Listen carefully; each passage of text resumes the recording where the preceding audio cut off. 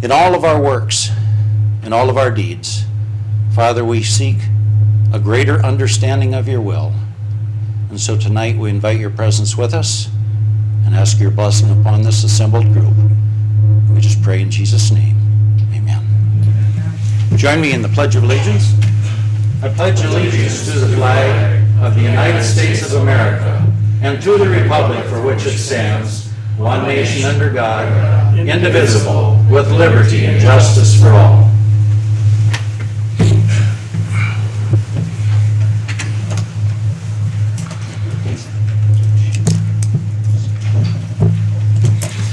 Board members, at this time, if you would please electronically indicate your presence for the roll. If Cindy is ready, I heard a gasp. Hold up.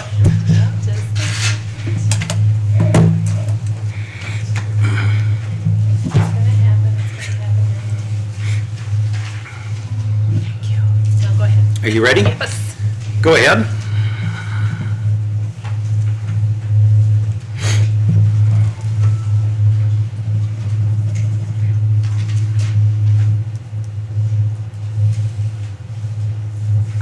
Fifteen? We do have 4 board members who are not with us tonight. All have indicated by prior arrangement that they would be absent for this meeting, and their absence are excused. Supervisors Peavy and Brian Hurchin, Supervisor Horn, and Supervisor Hawksford all have conflicts with tonight's schedule, and their absences are excused. The consent agenda contains 2 items. It contains the minutes from our last regularly scheduled meeting, which was held on 2 April, and it does announce the date of our next meeting, which is, again, an evening meeting at 7 p.m., and it will be on 4 June. Is there a motion for the consent agenda? Motion from Supervisor Ring and a second from Supervisor Osnes. All in favor of the motion will now proceed to vote. Do you have to second him? I get ahead of my clerk here sometimes. Ready?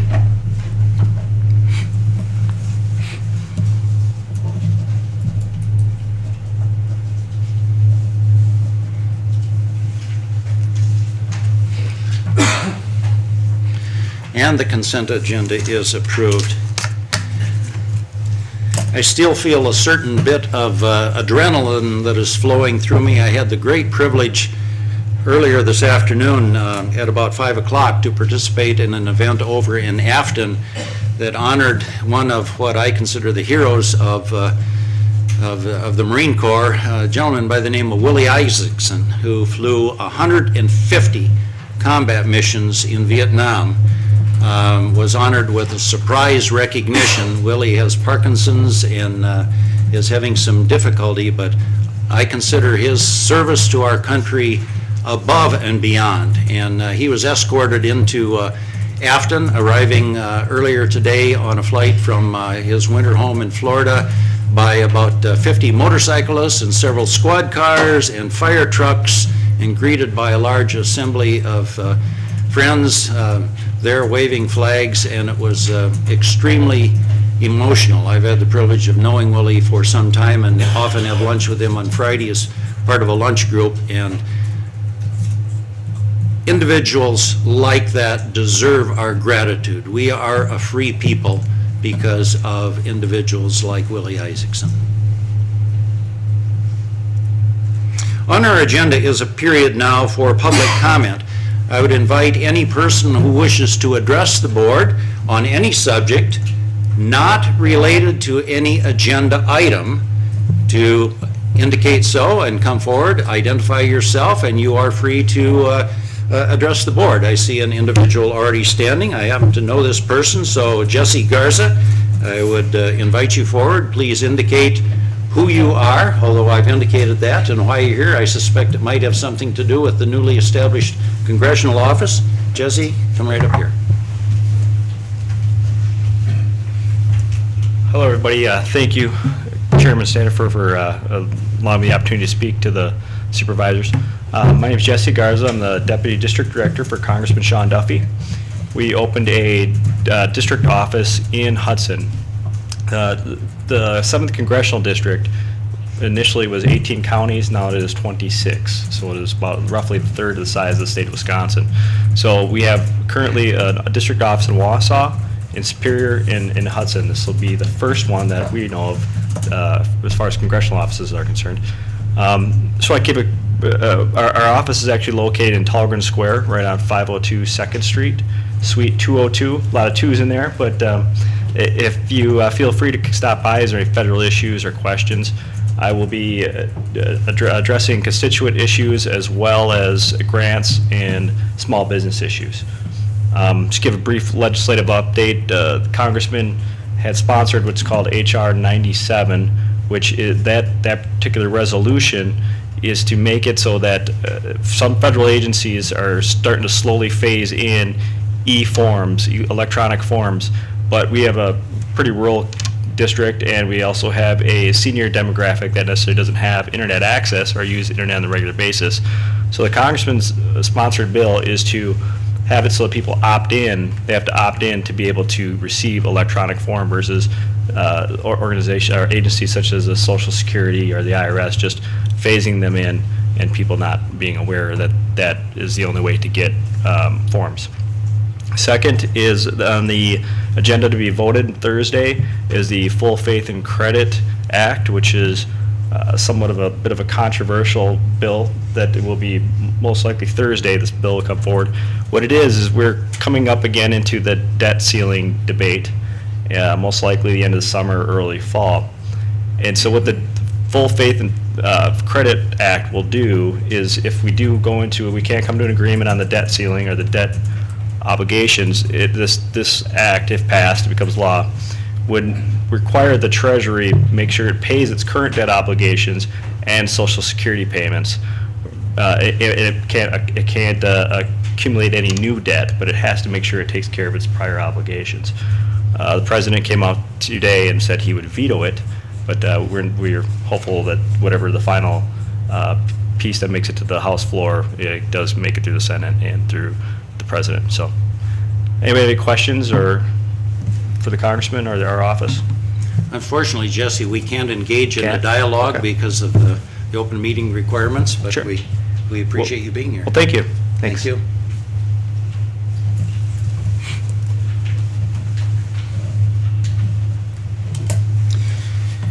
Your agenda indicates that we are now going to have a presentation by Scott Simpson from the city of River Falls. The good news is that Scott could not be with us, and Julie Bergstrom is here. And Julie, you can tell Scott I said that.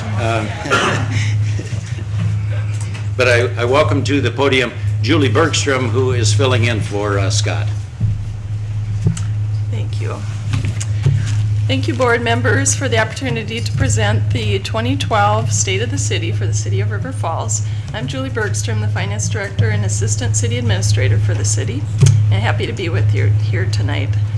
In addition to presenting the State of the City, I want to take this opportunity to thank the staff and board members of St. Croix County for providing support to the city in many areas. The county treasurer, Lori Noble, and her staff, and also the real property lister's office, process the parcel information, print tax bills, and most recently have collected both installments of the property taxes for the city. County clerk Cindy Campbell and her staff provide ongoing support for the elections in the city clerk's office, and all of that support is appreciated. The decision by the county board to provide 100% financing for the libraries in the county has helped keep the library open the more hours and provide resources for about the 180,000 visitors that we get in River Falls per year. Also recently, the city has used the county's contract with Enterprise Rental for the purchase of replacement motor pool cars, and we think this program will help us keep our motor pool system up to date and at a lower cost. And lastly, we all want to thank St. Croix County for the tremendous help and support that with the Schaffhausen case tragedy this last summer and the resources that were provided. We consider the county one of our key partners and hope to consider the collaboration, continue the collaboration in the future. This is the first year that the city's produced a video of the state of the city. It's about 10 minutes long. We hope you find it interesting and an effective way to document the projects that were completed. And if you have any questions afterwards, I can answer those. And we hope it works. That's the important part.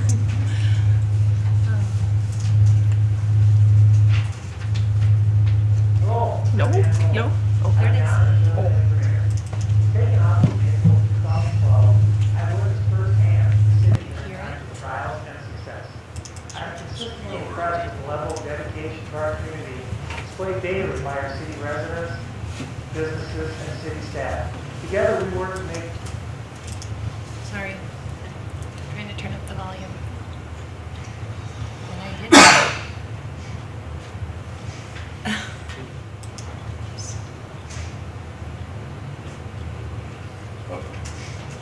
I don't know where the volume went.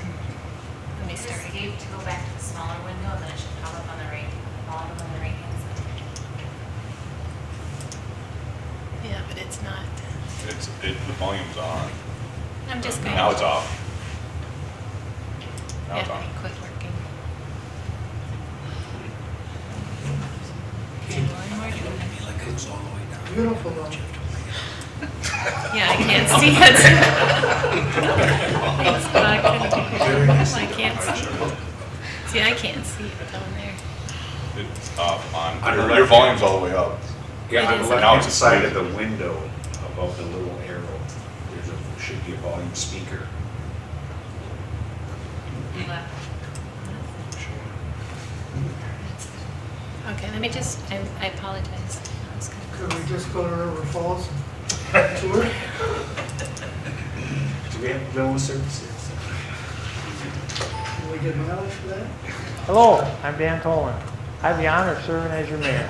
Since taking office in April of 2012, I've witnessed firsthand the city during times of trials and success. I am consistently impressed with the level of dedication to our community displayed daily by our city residents, businesses, and city staff. Together, we work to make this a safe and beautiful place. As you will learn over the next few minutes, the state of the city continues to be strong. So I invite you to sit back, relax, and enjoy your City of River Falls 2012 State of the City. At the City of River Falls, we are committed to serving our community. The city has established 4 key organizational goals that guide our daily work. In 2012, we made significant strides towards these goals. Our first goal is to deliver quality, cost-effective municipal services. The City Council passed a balanced budget for the 2013 fiscal year. The city's annual budget totals $41 million and accounts for all city services. The budget included a 2.5% increase in the levy. This increase is lower than the estimated increase in the city's fiscal plan. Planning and investing for the future is important to ensure the city's equipment and infrastructure is properly maintained and replaced. The 2013 to 2017 Capital Improvement Plan, passed in August, provides the city with a roadmap for future capital expenditures. Over 80 projects and 30 vehicle replacements are included in the plan. Over the next 5 years, these projects will be implemented and incorporated into the annual city budget process. In January 2012, the City Council passed an ordinance amending City Code. This ordinance transferred the ultimate powers of the Utility Commission as well as several procedural duties to the Common Council. The former structure led to duplication of efforts among city departments. This consolidation of systems further advances our commitment to collaborate, consolidate, and share resources. The preliminary 2012 results for water, electric, and wastewater show an increase in net assets. Rate increases in June of 2012 helped to increase the water fund's operating revenues by 7% over the 2011 actual. In June, the Insurance Services Organization, or ISO, completed an inspection of our fire department. This independent outside inspection is done on behalf of the insurance industry. The city is happy to report that we received a protection class number of 3. This puts River Falls in a group that includes less than 6% of all departments within the state of Wisconsin. In July, the City Council passed a 1-year moratorium on parking meters within the city of River Falls. As our current parking meters continue to age and need repair, the moratorium has been established to study parking patterns within the downtown district. Once completed in 2013, the study will guide the future decisions of council regarding parking enforcement. During the year, several outstanding debt issues were either repaid ahead of schedule or refunded at lower interest rates. Refunding of outstanding city debt in 2012 resulted in a projected savings of nearly $1 million. The state of Wisconsin approved and accepted the River Falls Emergency Medical Services Operational Plan at a level of critical care paramedic. This upgrade allows the service to provide the highest quality EMS services to the residents of River Falls and the surrounding communities. City staff works hard to deliver quality, cost-effective municipal services to the city's community members. Our Community Development Division issued over 150 building permits for both commercial and residential development. The city's recreation programs continue to be popular and successful, with over 3,800 participants. Our city clerk's office was busy in 2012 conducting and running 6 elections and handling over 2,500 absentee voter applications. 17,559 votes were casted by registered voters in River Falls. The River Falls Public Library hosted over 100 programs, 130 story times, and 147 class visits. The library circulated over 360,000 items and issued over 1,100 new patron cards. In 2012, over 179,000 individuals visited the library. The River Falls Municipal Utilities served over 6,500 customers in 2012. Our utility customers consumed over 408 million gallons of water and over 115 million kilowatt hours. The River Falls Fire Department responded to 349 calls. The Police Department responded to over 5,400 calls for service. The River Falls EMS had another record year in 2012, receiving 1,904 calls for service. Our Public Works fully responded and plowed our city streets quickly and efficiently after 5 snowstorms. Due to our mild winter in the beginning of the year, crews were able to trim approximately 50% of the boulevard trees. While providing services is the core of what we do, ensuring our employees are the best they can be professionally is essential to providing quality services. The city continues its investment in training and development for staff, which ensures our city is constantly improving and innovating. The City of River Falls Public Safety Departments partnered with the River Falls School District and the Pierce County Sheriff's Department to conduct an active shooter training at the high school. A comprehensive class and compensation study was conducted in 2012. It is important as an organization that we attract and retain talented employees. The results of the class and compensation study were adopted by the City Council and made effective on January 1, 2013. During 2012, the city wished well to several key employees who retired throughout the year. Susan Peschick retired as children's librarian in February after 13 years of service. Robin Schrank retired as community development administrative assistant after 35 years of service. Sergeant Janice Bach retired from the police department after 22 years of service. Rita Griffey retired as the city's benefit and compensation coordinator after 22 years of service. Carl Gulke retired as utility general manager after 41 years of service. Carl also serves as a volunteer firefighter for over 40 years on the River Falls Fire Department. While the city said goodbye and wished well to some employees who retired, we also welcomed several new employees to our team. Katie Fry was hired as a full-time paramedic for the EMS service. Katie joined the River Falls service in January of 2009 as a paid-per-call EMT. Catherine Suring joined the library staff in 2012 as a library aide. Also joining the library staff was Monica Lavold in April as our youth services librarian. Karen Bergstrom started as the city's first human resources director in May of 2012. Karen comes to the city with over 20 years of human resources experience, most recently working for the city of Burnsville, Minnesota. Both serving as reserve officers for the city of River Falls, Paul Jensen and Steve Thomas Both joined the River Falls Police Department as full-time police officers in 2012. Promoting economic vitality, the city's third organizational goal is supporting existing infrastructure and engaging in development activities that fit with the community's character. 2012 brought some new development to the city of River Falls. Assessed valuation for the community grew approximately 1%. In April, the City Council gave its final approval to the development of the Eco Village. The Eco Village is a project put forth by the St. Croix Valley Habitat for Humanity. Once fully developed, the Eco Village will be an 18-unit neighborhood of sustainable integrated community design. In downtown River Falls, Econo Foods received a remodel and a new name. Now named Family Fresh, this remodel project included a new front entrance to the building, a redesign of the building facade facing Main Street, and new signs.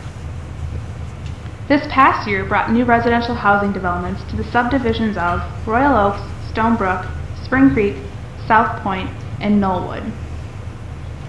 Campus View South residential complex on Broadway Street added a third and final building to their complex. Phase 2 of the University Falls project was implemented and completed in the summer. Cascade Avenue was completely reconstructed over the summer of 2012. This project was completed in partnership with the University of Wisconsin River Falls and the Wisconsin Department of Transportation. The new Cascade Avenue features roundabouts to help improve motorist and pedestrian safety. The Cascade Avenue project was an over $4.9 million investment in the city's infrastructure. The City of River Falls Historic Preservation Commission continued their awarding of plaques to historic buildings and sites within the city. To date, a total of 20 buildings and sites have been recognized as historic within the city. While providing cost-effective services, creating a high-performance workforce, and promoting economic vitality are important, we still want to continue a positive image as a trusted and professional local government. The Glen Park Pool turned 75 years old in 2012. The pool, built during the Great Depression by hand and in the dead of winter, is still operating today and continues to provide recreation to the community. The police department sponsored a bike rodeo at Meyer Middle School in June to promote bike safety and to educate citizens of proper road safety. In September, the fire department held their annual open house. The theme in 2012 was Find Two Ways Out. Attendees got the opportunity to check out the fire trucks and witness various demonstrations. The River Falls Area Ambulance Service launched a successful fundraising campaign with the River Falls Area Hospital to purchase 2 portable Lucas automated life-saving devices to be used in the event of a sudden cardiac arrest. Our community read together John Hessler's grand opening as a part of the annual River Falls Reads program. The 5-week program included a church ladies cook-off, readers theater, and an essay contest. RFC TV, Channel 16 staff, and their volunteers continued their excellent television production by being recognized for their efforts by the Wisconsin Community Media. Over 500 customers attended our annual Utility Customer Appreciation event in August. River Falls continues to be recognized as an outstanding place to live and raise a family. In 2012, the city was awarded several Quality of Life designations. The city was recognized for the first time as a Playful City USA by the national nonprofit Kaboom. We were awarded Bicycle Friendly Community at a bronze level by the League of American Bicyclists. Bird City, Wisconsin recertified the city as a Bird City for the 3rd year in 2012. 2012 was the 14th year the city was recognized as a Tree City USA by the Arbor Day Foundation. The Wisconsin Water Association awarded its Water Efficient Utilities Award for 2012 to the River Falls Municipal Utilities. Powerful Choices in the Municipal Utilities sponsored their 3rd year of the LED Holiday Light Exchange. This past year, over 900 strands of LED holiday lights were distributed in exchange for 1,000 incandescent strands being recycled. When Hurricane Sandy hit the East Coast in October, the River Falls Municipal Utilities sent 2 of our own electric linemen to the coast to help with restoration efforts. Our assistance was made possible due to a mutual aid agreement stating our commitment to assisting other utilities in restoring power to customers following major storm events. With a constant eye on the future, the City of River Falls looks back on 2012 with great pride knowing we served the community to our fullest and helped propel our city into 2013.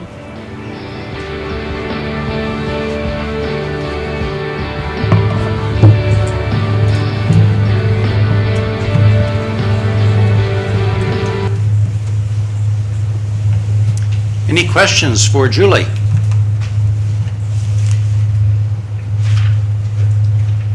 We're letting you off easy. Thank you very much. I hope and trust that you found that informative.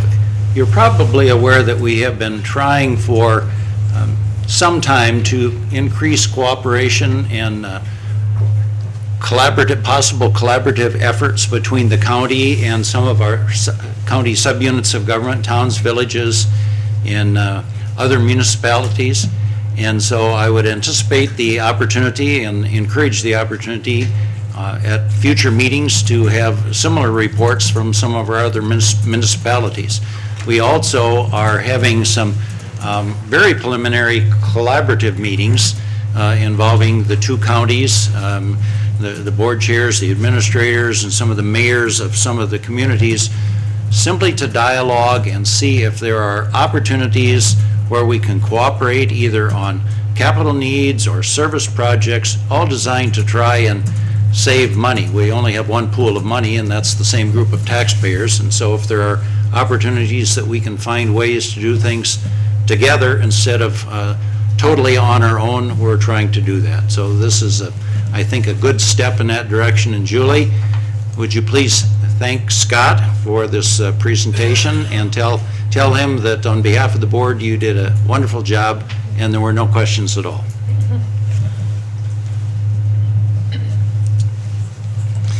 We have a recognition at this time, which is always a treat, and I'm going to turn it over to our administrator, Thompson, for a recognition of exceptional performance.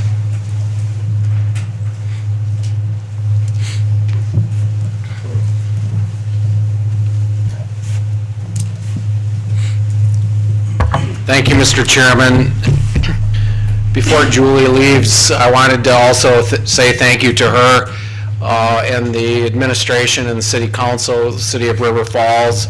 I've gotten to know Scott quite well over the past 2 years since I've been here, and Scott is a professional administrator and he represents the city very well, and we've had some very good dialogue back and forth on ways that the city of River Falls and St. Croix County can work together, and just overall very productive. And I just wanted to say thank you to Julie and Scott for the work you do representing the city in your departments, and also the city council and the mayor as well. So thank you.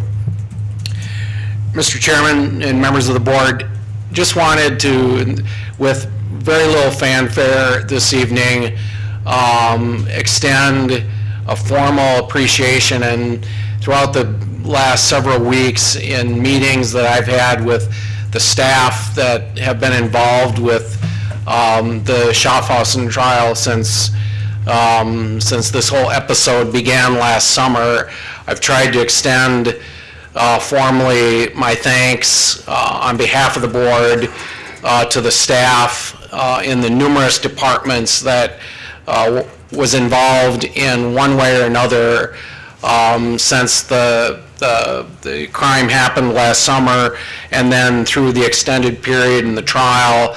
I didn't, especially since it's a night meeting, but there was several, the list of staff that is involved is almost too lengthy to to go through. But just in general, starting with the Judge Cameron and the court staff, the sheriff's office, the clerk of court's office, the district attorney, victim witness, the medical examiner's office, building services, corporation counsel, risk management, county clerk.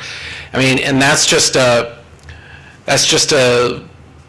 a tip of the iceberg of the departments that were involved. Almost every single, not all, but most departments at the county were touched in some way and extended an effort to try to make this work. And I think recently we saw in the Hudson Star Observer, one of the local newspapers, I think it was an editorial that said, the title of it was "The System Worked."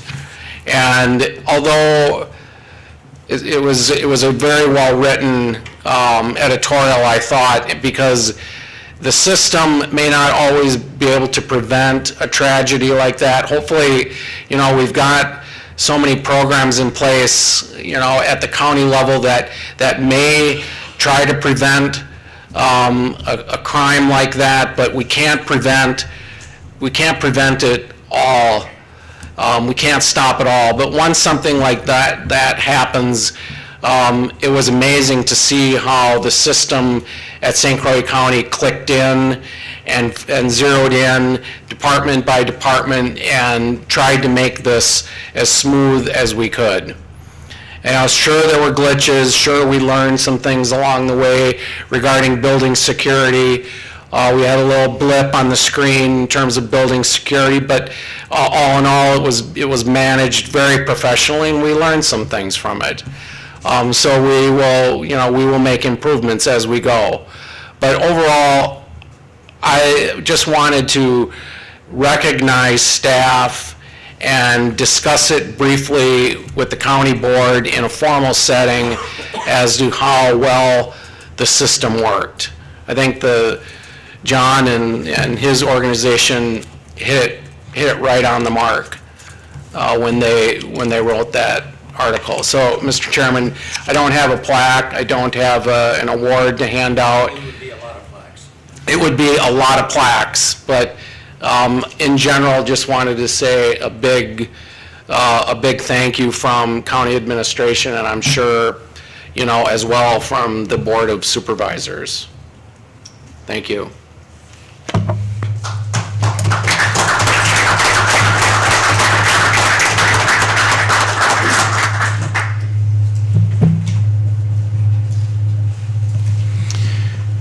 We have several appointments that are being made tonight by the county administrator under his statutory authority. These appointments will require confirmation of the county board, and we will do them individually. So the first group of appointments that will be made tonight are appointments to the Health and Human Services Board. And Administrator Thompson, I'll turn it to you. Thank you, Mr. Chairman. As you mentioned, these appointments for the Health and Human Services Board are per Wisconsin state statute requiring the appointments for the Health and Human Services Board to be made by the county administrator. It gives me great pleasure to reappoint all three members of the Health and Human Services Board whose terms were up and are up for reappointment. Supervisor Roger Larson will be appointed for a 3-year term beginning now in 2013 through 2016. Supervisor Chris Kilber, whose term will begin now and extend through 2016. And citizen appointment Dr. Lisa Ramsey, who is current member of the board, and her term will extend through 2016. So it's Supervisor Roger Larson, Supervisor Chris Kilber, and Dr. Lisa Ramsey. These are incumbent members of the HHS board. The appointments would reappoint existing members, all who I believe have served with dispatch and valor. So the chair would entertain a motion to confirm the appointments as indicated to the HHS board for the terms indicated. Motion from Supervisor Kiesler and second from Supervisor Jorg. Get your second in, Fred.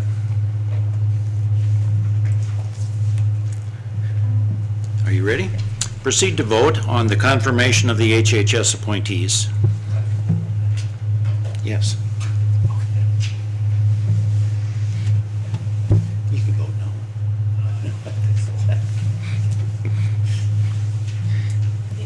and it is approved unanimously.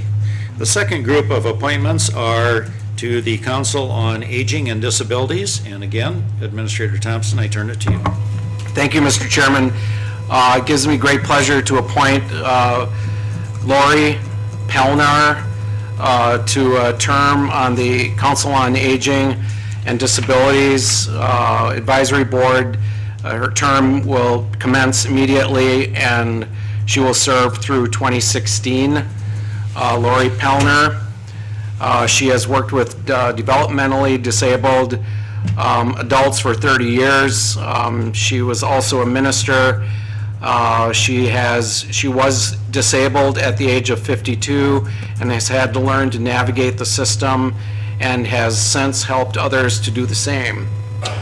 It gives me great pleasure to appoint Lori Pelnar, and Brad, the director of the Disability and Resource Center, also assisted me in the recruitment of Lori. I would like to appoint Jennifer Soderlund. Her term will begin immediately, and she will serve through 2016. Jennifer Soderlund, she as well has spent a lifetime navigating the system and programs offered to those with disabilities.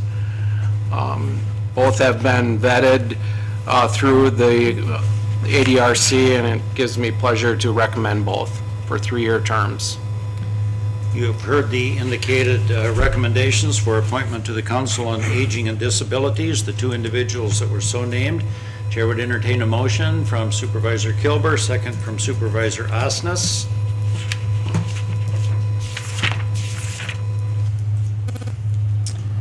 And Madam Clerk, are you ready?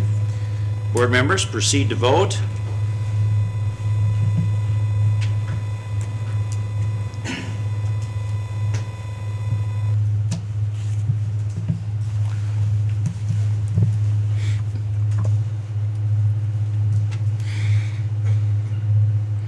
And the appointments are approved unanimously. And the third group of appointments are to the Board of Adjustment. And again, Administrator Thompson, I turn it to you. Thank you, Mr. Chairman.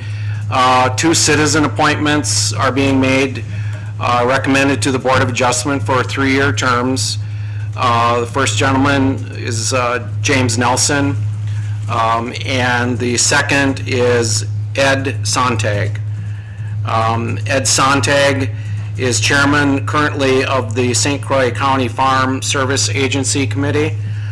He has been the FSA representative to the Community Development Committee for 1.5 years. He and his wife live in Somerset. He is a farmer. He farms a family farm that has been in family ownership for over 100 years, approximately farming 600 acres of corn, soybeans, oats, and hay. It gives me great pleasure to appoint Edward Sontag. Mr. Nelson is from Richmond Township. He is a graduate with a master's degree in business administration from Metropolitan State University. He is was a one-time member of the Richmond Town Planning Commission. He served from 2009 through 2011. I think most importantly, Mr. Nelson is a member of the Minnesota Old Time Bluegrass Music Association, and he plays guitar and banjo and likes to sing hillbilly songs. So, I think the Board of Adjustment is going to have lots of fun with that. And I would also like to thank Supervisor Joe Hurchin for his service on the Board of Adjustment. He will be stepping down. Administrator Thompson, that musical background is impressive. I would inquire if you hold the current chair of the Board of Adjustment to that same level of musical talent. Of course we do.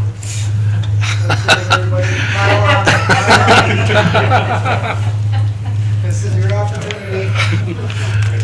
Board members, as you're aware, the Board of Adjustment serves as a, really, I guess you would say, a quasi-judicial body. I think they do excellent service, and if you've ever had an opportunity to sit in on one of their meetings and listen to the deliberation and the thoughtful manner that they approach the items before them, if you've not had an opportunity to do that, I would encourage you to take advantage of that, because you will see that that board is a lot of work. They take their work seriously, and we have had a record of very qualified individuals serving on that board. And so those that are going off, and Supervisor Hurchin, that includes you, I guess, we owe a debt of gratitude to those individuals. And for the two that are nominated, Chair would entertain a motion of confirmation from Supervisor Brinkman, second from Supervisor Malik. Get your second in. If I may, Mr. Chairman, the other person whose term ended was Sue Nelson, who had been the clerk. Predecessor to Cindy? Yes, for many years served in distinction in that role. Previously, she'd been a secretary in the Extension Office and did well there too. Her health has become bad. Her back is painful. Sitting for extended times is difficult for her. And of course, with Mr. Hurchin, it's just that at the end of his term, that was as long as he could serve. He was not eligible for renewal, because now we will have 2 supervisors from the board and 3 citizen members, where once, a ways back, we had the reverse 3 and 2. So we lost this way 2 very well qualified members, as has been noted. And we have high hopes for the new people, of course. Are you ready? Buck second. Did I do anything right here? Do it. You ready? Supervisors, proceed to vote.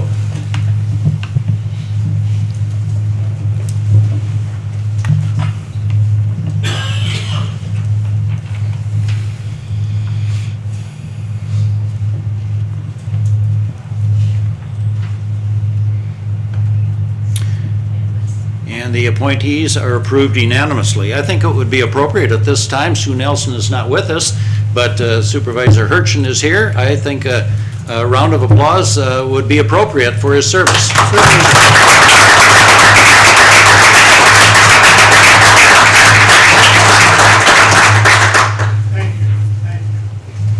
Joe, that's about as much as I've ever heard you say here at a board meeting. So.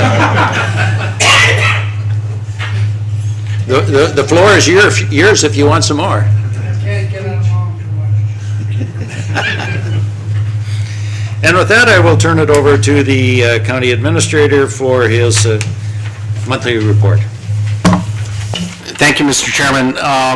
You should have a copy of a financial report. This will be a new addition to the monthly report of the county administrator. It's a one-page, back-to-back financial report through March of 2013. On the front side of the report is a listing by department of the 2013 annual budget for each of those departments, and then a year-to-date actual through March of 2013, a percent showing variance. That's comparing March of 13 to March of 12. Is that correct, Tabitha? March of 13 compared to March of 13 budget. Compared to March of 13 budget. Annual budget. Budget to actual for the month of March. Thank you.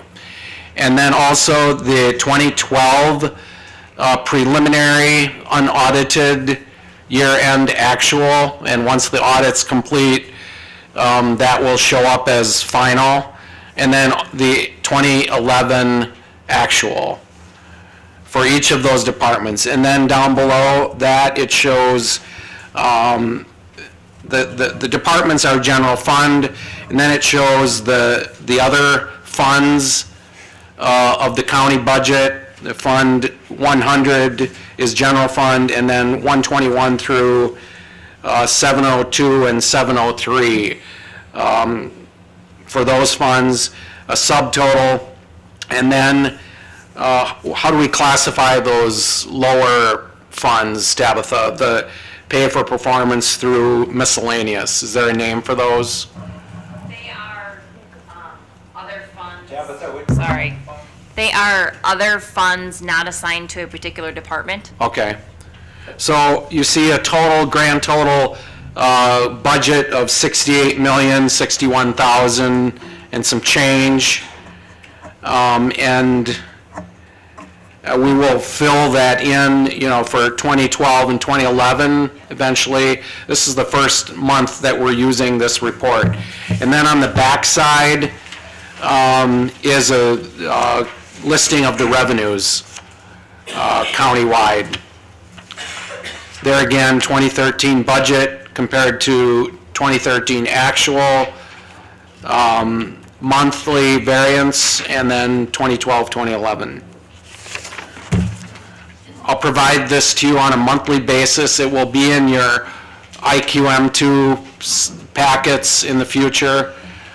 This is the first time we've used it.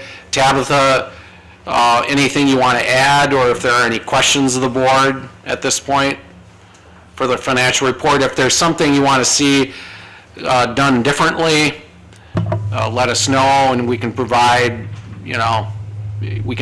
this in a different format. This is a little bit different than what you're used to seeing at your committees monthly.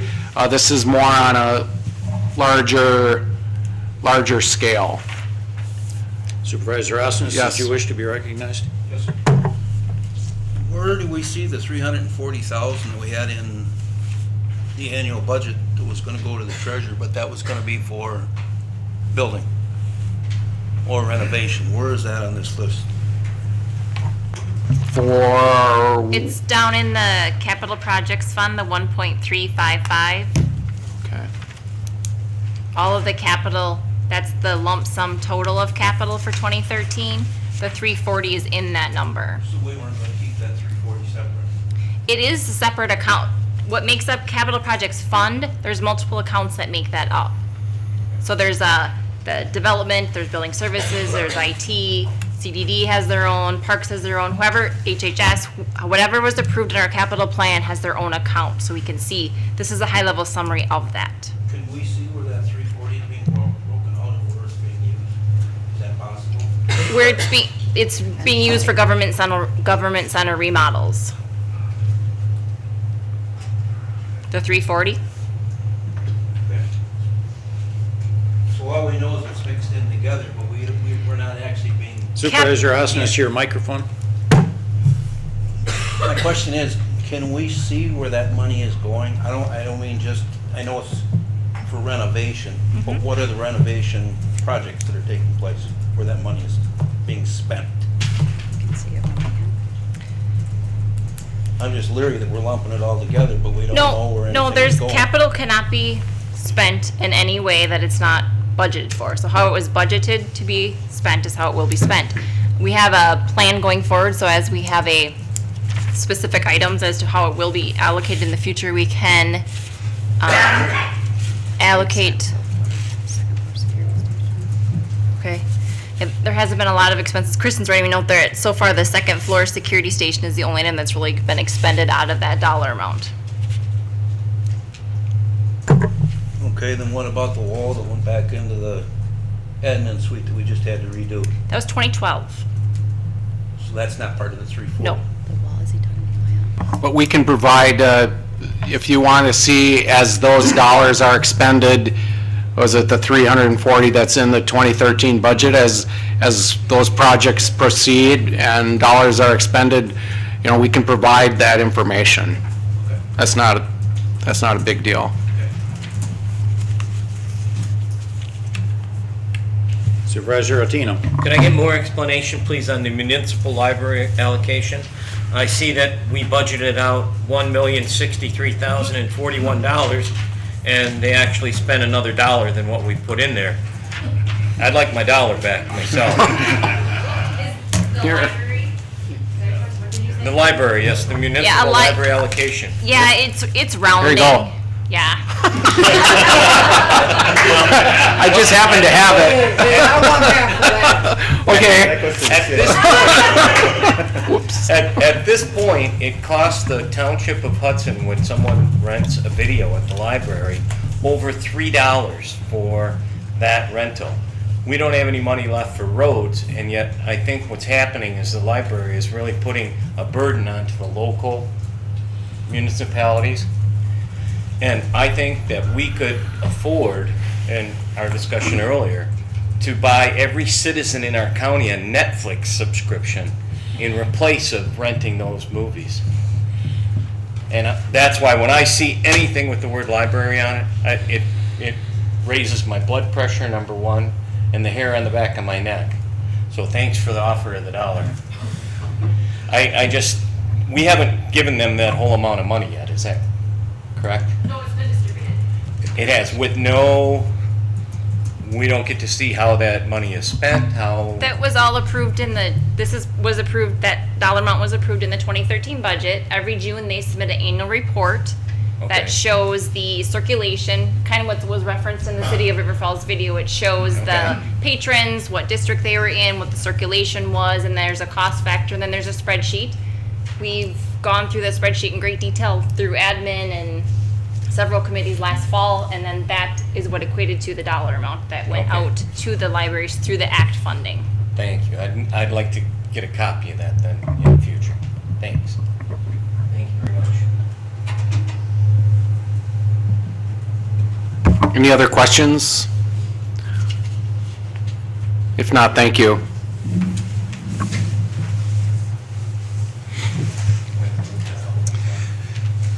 That completes your financial update, and you're now going to give us some information on the capital projects update. Is that correct? Yes.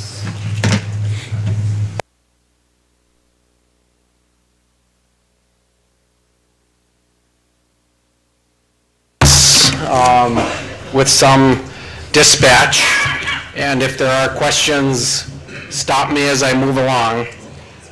You've seen a lot of this before, and we'll update it as we go along. The three projects, the capital projects consist of are the expansion of the 911, the relocation of the EOC, vacating the Health and Human Services building, and deconstruction. And we'll go into a little detail on each of those. How do I get this on? Right here? Okay, cool. The first project is the expansion of the 911 and the relocation of the EOC. The architectural award, and this is repetitive, has been awarded to Wold Architects. They will actually be doing the design of the new 911 center in the former community room. The dispatch furniture councils, the RFP was issued in March, and the award was made April 26th of this year. I'll go into a little more detail on that as well. And the RFP for construction will take place in July, with the expansion beginning in August and completed hopefully by November. The RFP for the dispatch furniture councils, which I mentioned, there were 7 proposals, including 25 different layouts, 25 different designs. The selection committee met and reviewed those. Those are the factors, some of the factors that they took into account, the completeness of the RFP, the design and the footprint, the cost. There were site visits done for each of the proposers, different counties, different 911 centers that they had equipped.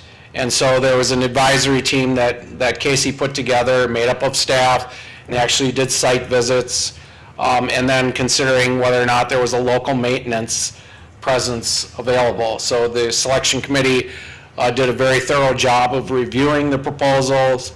They made a recommendation to the county administrator recommending the award to a company called Zybex at a cost of $13,814 for each council, for a total there of 82.8. 6 councils will be the array There will be the ability to expand to 8. There will be space available to expand to 8, and we will be able to expand to 8 councils if needed. But we will only start with 6. As we mentioned earlier, there have been some preliminary discussions with Pierce County regarding consolidation with the Pierce County 911. I have a meeting tomorrow with some of the individuals from Pierce County and St. Croix County to further those discussions along to see if it's feasible and what it will take to consolidate. It's never been done in the state of Wisconsin for 2 counties to actually consolidate. There's several examples of city-county consolidations, but no place in Wisconsin where 2 counties have merged. It doesn't mean it can't be done. It means it can be done, but we're going to be, chartering some new waters here, and so it's not going to be, it's not a easy consolidation or merger. But those discussions will take place. We'll study it, and if we can do it, we will do it. The second project, are there any questions on that, on the 911, before I move on? Casey Sweatlick is here. Casey's been instrumental in the project as a staff person. We haven't had to bring in expensive consultants to this point. We're saving the county considerable resources in doing a lot of the work in-house, internally, and appreciate all the work you're doing on this project, Casey. It's a lot of work. He's here tonight if you have any specific technical questions that he might be able to assist us with. If not, thanks, Casey. Vacating the Health and Human Services building. There are some components to the project right here. As I've said to the board before, we are looking to try to be able to house as many employees as we can in county-owned facilities. This is not an easy task, but we are trying to accommodate employees in county-owned facilities, Baldwin and Hudson, before we would recommend the execution of any lease for additional lease space. As I said, Baldwin, Hudson, reallocate space in the government center where we can, and ultimately, if after we get through this entire process, deciding, where and how much of a building would be required if the county were to proceed with building a new facility. The relocation of existing staff into the Baldwin Ag Building. There's approximately 12,000 square feet of usable office space on the first floor of the Baldwin Ag Building. We have a lease with the federal government. Well, I shouldn't say we have a lease with the federal government. We did have a lease with the federal government of approximately 3,200 square feet. That lease has expired. We are in the process of trying to determine whether or not the federal government would want to renew its lease for space in the Baldwin Ag facility. We have presented terms which we believe are fair for a new lease, and I don't want to disparage our federal partners, but it's a challenge dealing with the federal government in terms of trying to negotiate this new lease. I'll leave it at that. We're not having much luck.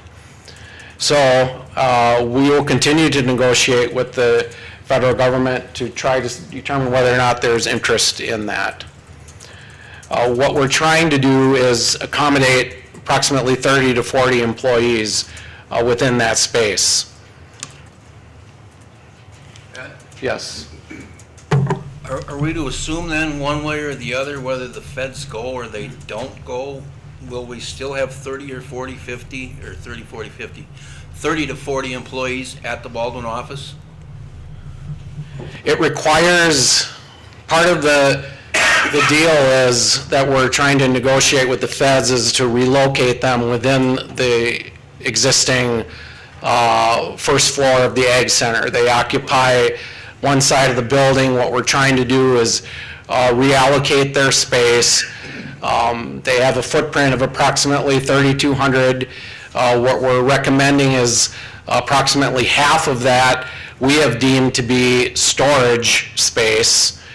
So what we're recommending is half of the 3,200, they would stay in offices on the main level, and the other half of the 3,200 would be relocated to the lower level as storage, files and other miscellaneous storage. So that's one area of concern. The other is that we would be moving them to the into a different footprint within the facility, and we're going back and forth on these issues with them. They really don't want to move any of their, or they don't want to move as much to the lower level. They don't really want to pay the additional rent that we're recommending. So we would still be able to accommodate 30 to 40 additional employees, but part of that is contingent on, reconfiguring the Fed's office space. And so we're working on it. Just a quick follow-up, if they don't move, do we know how many people we can put on the west side of that building? Sharing with Parks and Extension right now? 30 to 40? Yes, we would still be able to accommodate them at, 30 to 40 employees. So one way or the other? Correct? Is that correct? Yeah. One way or another, we're gonna put 30 to 40 people in the Baldwin office, is where I'm going. Is that correct? That's the plan right now. Okay. Yes. Yes, Supervisor Kiesler. If the lease is expired and we're having a difficult time negotiating, is there a reason why we just don't have them move out? And if we did, how much space would we have in terms of accommodating our own employees?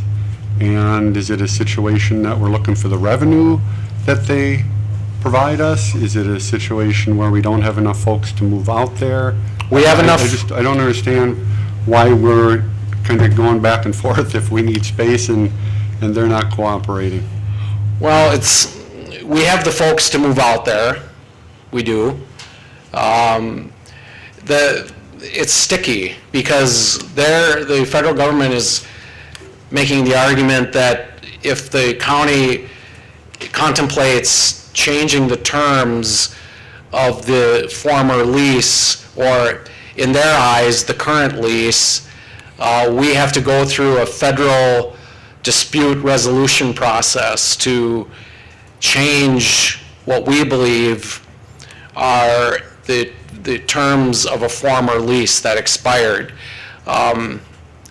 in what year? At the end of what year were we? Yeah. Well, there's a dispute as to when the lease ends, okay? And there's a Contract Dispute Act of 1978 that says if you have a dispute, you can't just evict the federal government. You have to go through a dispute resolution process, and you have to do that in I think it's a federal claims court. And of course, there's only one of those, and that's in Washington. So that's their basis, is that we have to follow that. We're going to argue that we don't have to follow that, and that we can evict them as of the end of this month. But it's really a dispute whether that's the case or not. So. Just one quick follow-up. So when do they say the lease ends, or do they say the lease ever ends? They really don't tell us anything. They don't give us any position or really anything, but they believe it applies. But they haven't told us when they believe it ends. But we're in the process of trying to negotiate with them to avoid all of that. Has the farm community been heard from? What do they think about the idea that they won't have one-stop service at our building anymore? Has the farm community been heard from? I haven't heard anything.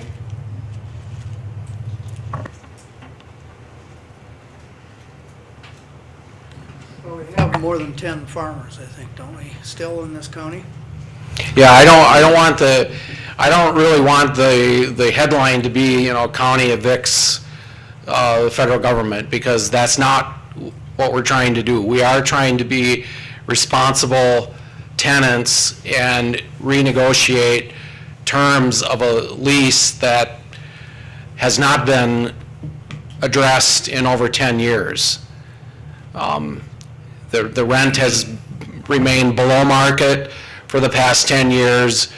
They have a good lease, and it has expired based on our legal interpretation of the lease, and we're trying to renegotiate those terms as responsible partners, and we're not trying to kick them out or evict them, although we have to play hardball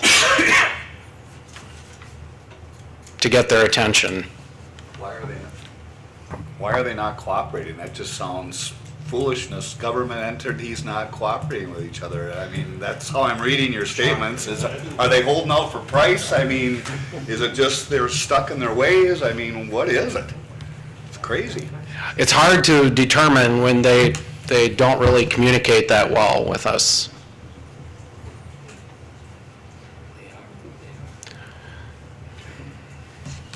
And this is not unique to St. Croix County, because I've been told that all across the country, the federal government is experiencing issues regarding these farm service agency leases for space. The federal government has not done a good job in managing these contracts.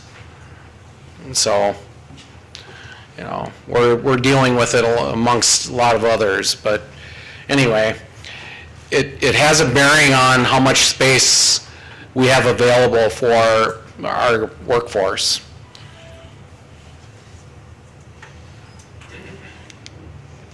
We are also looking, as I said, to free up additional space in the government center. We need to address the back hall. Back here needs to be a secure hallway. There's some offices back there that we're currently going to be relocating out of the back hallway and make it a secure back hallway. The finance department that's squeezed into a shoebox back there will be expanded and creating some additional space for the finance staff. We're also looking at space within community development, register of deeds, and the treasurer's office for potentially additional space. The lease schedule for the RFPs. The evaluation committee accepted proposals on April 19th. They began a review process last week or 2 weeks ago. They have formulated a recommendation to the county administrator. I'm in the process of reviewing the proposals. I'm in the process of reviewing the recommendation of the advisory committee. I will say preliminarily that we had 2 proposals for leased space. One was non-responsive because it was new construction. It was a new facility deemed non-responsive by the review committee. The second proposal was for leasing space in a newly built out grocery store, the Old County Market store in New Richmond. That proposal, at least preliminarily, is responsive. There are some issues regarding the proposal. The main factor is its expense. It is a very expensive proposal based on my initial review and that of the advisory committee. The recommendations are under review. We will be reaching out to the proposer that made the proposal for the retrofitted county market store to see if to address some of the concerns or issues that we had, that the advisory committee had. The main one being the cost of the build-out. Otherwise, the proposal was fairly responsive. The issue that we will be faced with, and I don't know if we need to talk about it a lot tonight, but it's an issue, is that, the one bid being non-responsive, we only have one other bid. And the goal here, at least in my mind, was to have some competition and to have a competitive process and a competitive analysis of proposals. And we really only have one. And that, to me, is, unless we have really good luck, and we're very fortunate in dealing with the single proposer, which I will report back to you at our next board meeting, because we have until May 20th to make a recommendation, and I'll bring that back, report back on that at our June board meeting. We only have one proposal. And that's somewhat concerning for me. Well, that raises the question, what are the downsides from starting over? Well, starting over, where? I mean, where would we? Starting with a new request for proposals and a new time schedule. Reject everything. With the hope of, I mean, what would? That you'll get more than one. What would we change? What would change in a new RFP? Well, what restrictions did you include in the present one?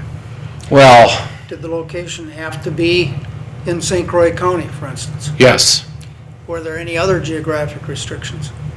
no, Was there any limit on or minimum specification for parking? yes, Okay, so maybe we could use some sort of busing from a central parking place at some removed distance, so as to make other sites workable for us. I think that's an option. I think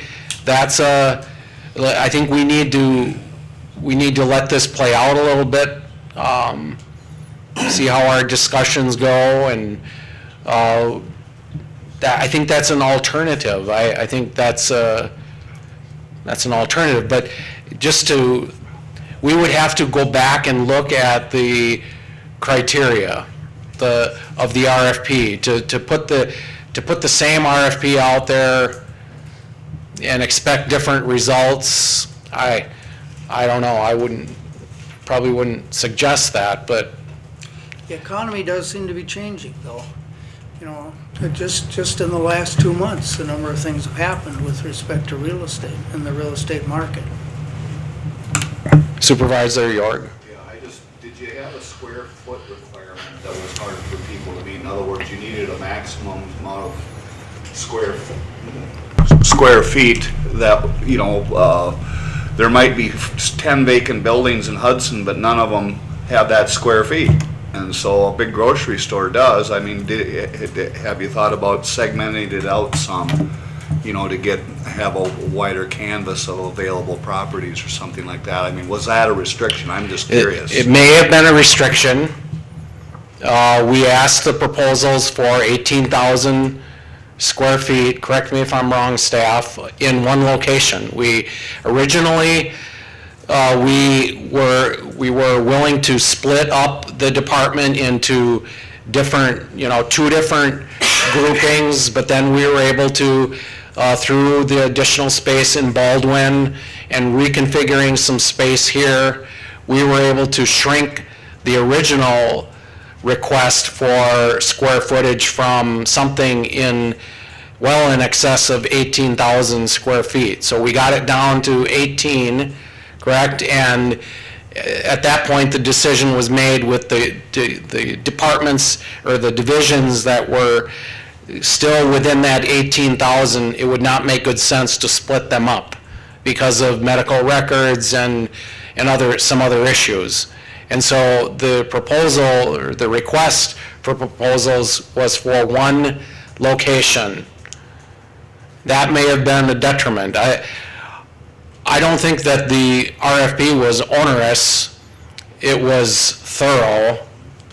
It was very thorough, and it should have removed all doubt, or most doubt, from any proposer. You know, they knew exactly what they were proposing. I mean, it was a very thoroughly written RFP. I think it boils down to economics. You know, the cost of the build-out and the 5-year term. I mean, originally we were looking at 2 to 3 year terms, or 2 to 3 year lease.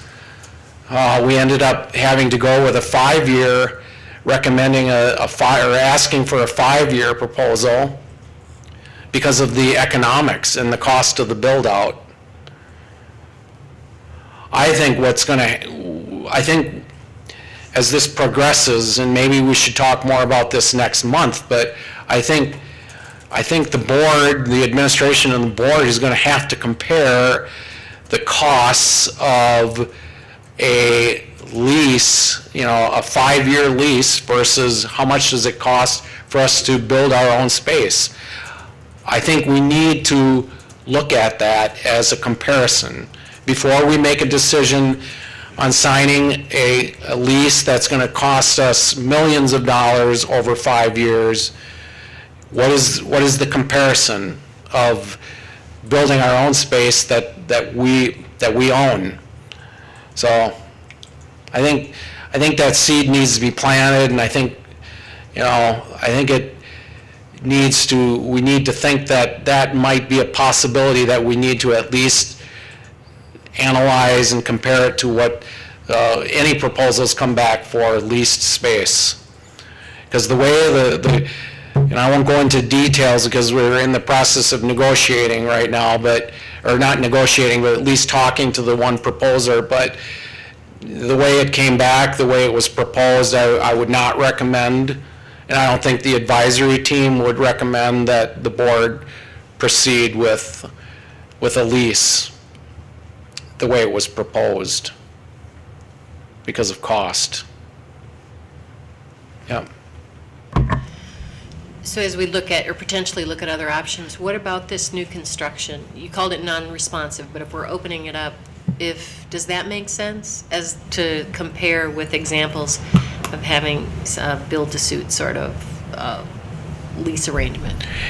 Well, if the board were to look at that as a viable alternative, building or engaging with a partner that would build a facility, I think that would lend itself to a whole new RFP. And you'd be open to that? Oh, yeah, we would be open to that, and that might incorporate some of Supervisor Malik's, we may get to that point where, there's other alternatives to signing, a lease for lease space. There may be alternatives to build. There's all different ways it could be done. If we go back to the drawing board? Yes. And we might. Yes. Are there any other Supervisor counties Osnes. in the state that have gone through what we're going through right now? Any counties in the state? Yes. In terms of? Taking their HHS staff, temporarily move them into a place, and then bringing them back again to a new building. Kind of what we're doing right now. Has any other county in the state attempted anything like that? There's 72 counties in the state of Wisconsin, and I'm sure that all of them have struggled with, space issues. And, you know, they're probably all different configurations of what counties have done. I know Dunn County, when I worked there, their human services they were actually in the old Don's Super Value, right off of Wilson Street. It was an old grocery store, and the human services building, or the human services staff were in that building. And now I'm told, I think they're moving them.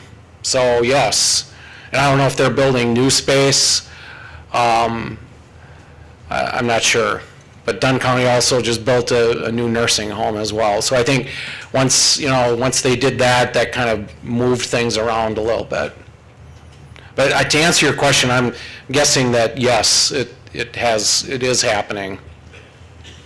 Supervisor Kiesler? I guess I can't help but think there's something to Supervisor Malik's point, from the standpoint that recently we're all aware that the Roberts school had a fire, and within a matter of days, less than a week or so, they found accommodations in the school, in the Girl Scout camp building that apparently they're looking to sell.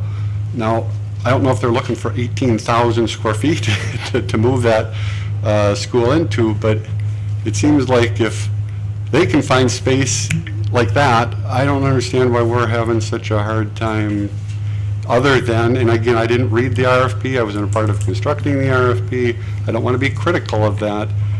It just seems inconsistent with what is happening in our community in other areas. Supervisor Kiesler, I just point out that the need that they have is for a very small window of time. They need a few weeks. We need multiple years. Understood, but it was my understanding that they're also looking to vacate that building, that they're, and again, I didn't talk with the owners of the building, but my understanding was that they were looking to actually sell that building to some other owner, and if they have at all the space that we might need, maybe they'd be willing to lease it to us. So I'm assuming other folks are looking into this stuff. I just think there may be, like Supervisor Malik said, maybe the market is changing, and we could capitalize on that. Yes. Did the county actively solicit bids from people? I mean, do we have county people contacting people saying, hey, this is what we want, can we send you the information on this? Well, it was very well advertised. We had pretty good responses at our pre-bid. We had a pre-bid conference. We had several proposers at that conference, but only 2 proposed. So I would say, to answer your question, I would say yes, it was out there, it was advertised, it was common knowledge. We had good participation in the pre-bid, but only 2 proposals. Yes, sir. You're ducking, Pat. Oh, I'm trying to see you. Yeah. And a takeoff from Andy, is there any truth that we actually went through a realtor to look for buildings? We had a consultant or a licensed realtor to assist us in the process, yes. So he, in a sense, was a building hunter for us? Pardon me? He, in a sense, was, instead of a headhunter, he was a building hunter for us. Is that correct? He wasn't a building hunter. He assisted us through the process of drafting the RFP. We had legal assistance in drafting the RFP. But the proposal that went out there, I mean, it went out. I mean, it was available for all proposers to respond to. I don't. Yes, sir. Would it be too much to ask that at the next meeting, the 20th, or the June. decision to where we're gonna go would be on the 20th, so it'd be brought to the June meeting, right? Yes. Would it be too much to ask, this is what the proposal is, and this is what we estimate a new building would cost, and then just have both brought to us so we can see, oh, this is way out of the ballpark, maybe we should consider then going after new? Yes, at the June 4th board meeting, we will have analysis done of the best possible, after we've had discussions with the proposer. I'll have information that I can present back from him or her, and we will also, I would guess, at least initially, have some information to you available to how that would compare to a building new.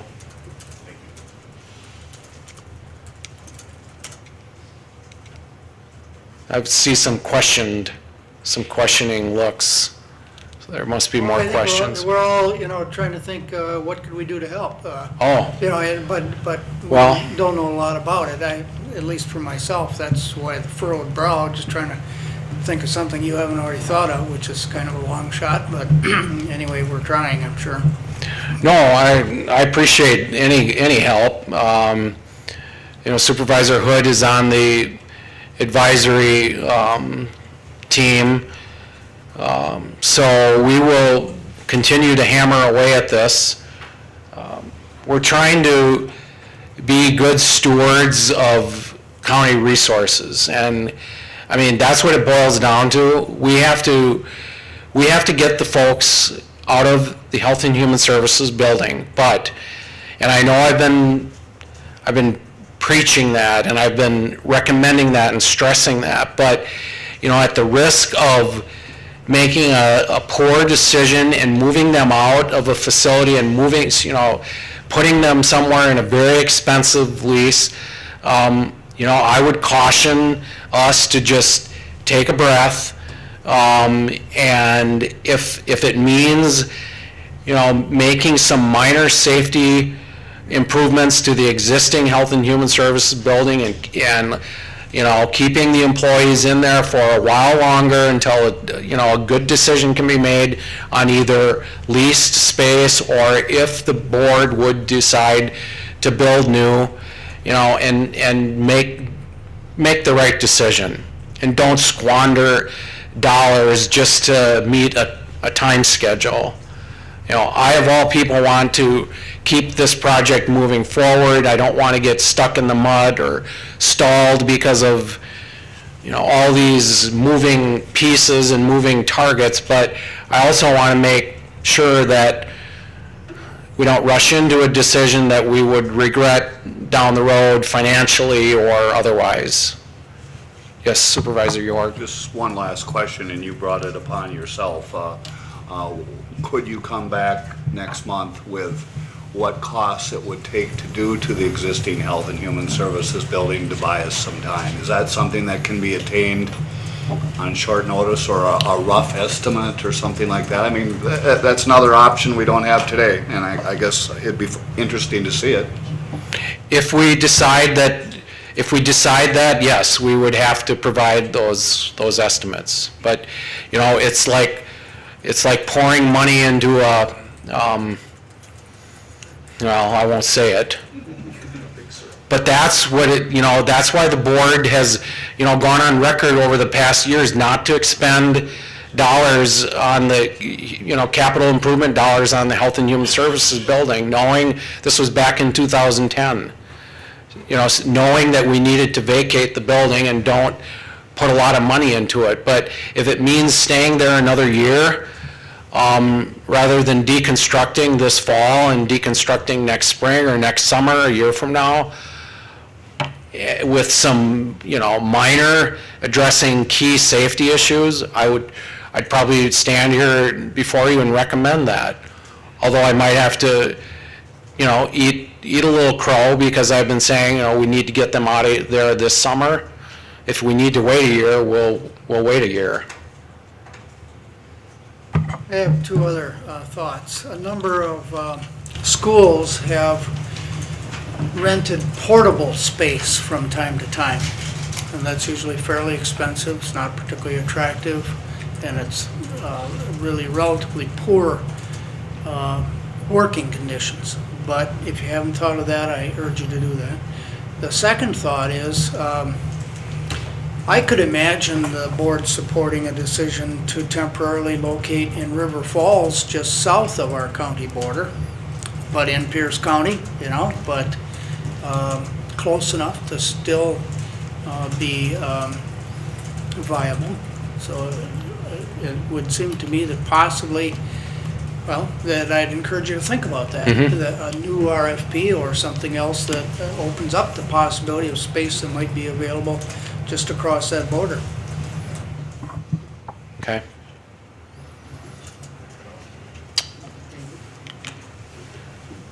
There again, the deconstruction of the facility, we do have environmental studies that were conducted. Those results of that have been brought forward in draft form. They're not final. We had planned on remediating any hazards in July and taking the facility down in the fall. But like I said, if that, I won't repeat it, but there are the environmental schedules. The report was in draft form as of Friday. It's on my desk. Final report is due this Friday.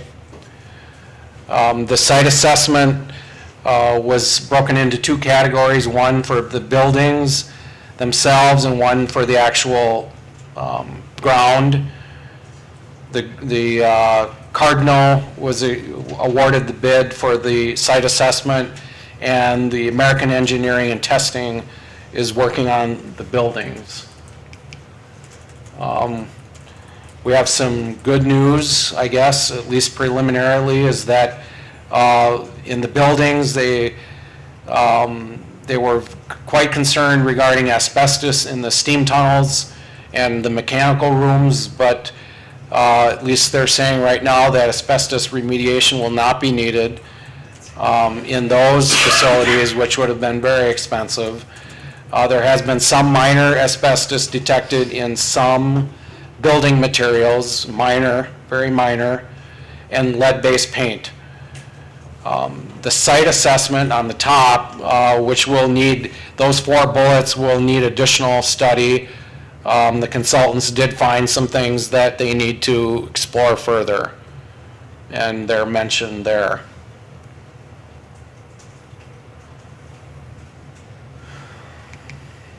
Project cost estimates, you've seen these before. The estimate for the 911 expansion, vacating Health and Human Services, and a cleanup of the New Richmond site. And then phase 2 of 911 yet to be determined, land proceeds and future bonding to complete these projects.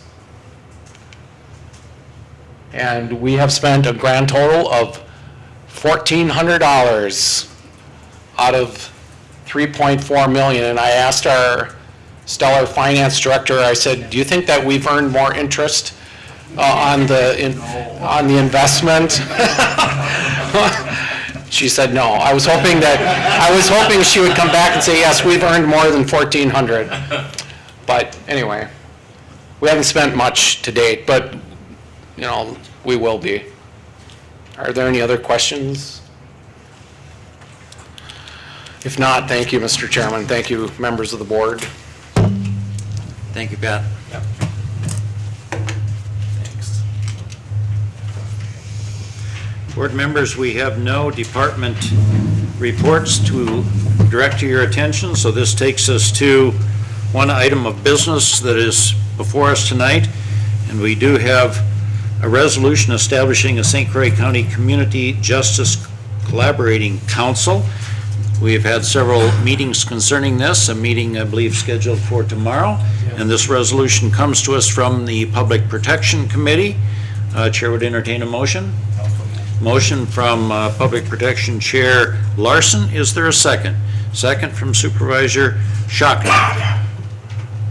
Discussion.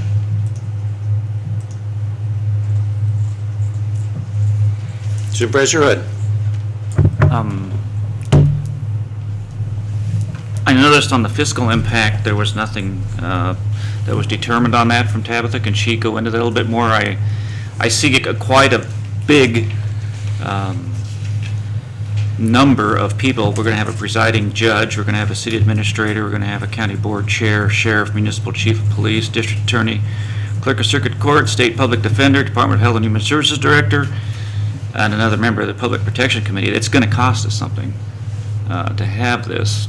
Was there a needs assessment done on this? Or how are we going to determine if it's needed? How do we determine if it's effective? I see it's going to have some innovative programs, and it's going to enhance public safety. I see a lot of, frankly, government speak. How are we going to measure if it's effective? That's my concern. And how much will it cost? Who wants to take a swing at that? Sure. The staff time that will be involved, I mean, it will involve key players from the judicial system. If you want to try to attribute a cost to that, it's their time. Right. It's their time that they will commit to the council. Other than that, there isn't a lot of cost associated. You know, the ultimate goal of the council is to make recommendations that for system improvements through, you know, law enforcement. I mean, okay, use the Schaffhausen, or use a case like that as an example there, and all the players that I mentioned, you know, at the beginning of the meeting, you know, several representatives of each of those departments there that I mentioned, they will be part of this overall council, and what their mission will be is to try to define areas of our judicial process that they can make improvements in to try to create greater efficiencies, and maybe, you know, ultimately maybe reduce through creative techniques or different programs, reduce the overall burden or cost to our corrections and judicial system. So that's a long-winded answer to say there will be staff time involved, but these are all paid staff people that are currently employed. The expense that would be incurred over and above, you know, current staff is if there is a need for a staff person to be assigned to the council to assist with the council. That has not been determined, but, you know, that would be a future expense. But, you know, I think the council needs to get formed. They need to start meeting and discussing some of these issues before a recommendation ever would come forward for additional staffing. But Okay, one of the other questions I had on it was one of the purposes of it, besides coordinated leadership necessary to establish and foster innovative, effective corrections program, is to effectively qualify for state and federal grants. So that's part of the reason, is so that we can get state and federal money. Are we going to then get the money and decide, okay, how do we spend it? Or are we going to say we have a need and we're going to apply for a grant and get it? That's my concern. Are we forming this thing so that we can qualify for federal money that really isn't there? We're 16 trillion in debt. So why are we, it seems to be building another bureaucracy here. I hate to be that frank, but that's what it seems like.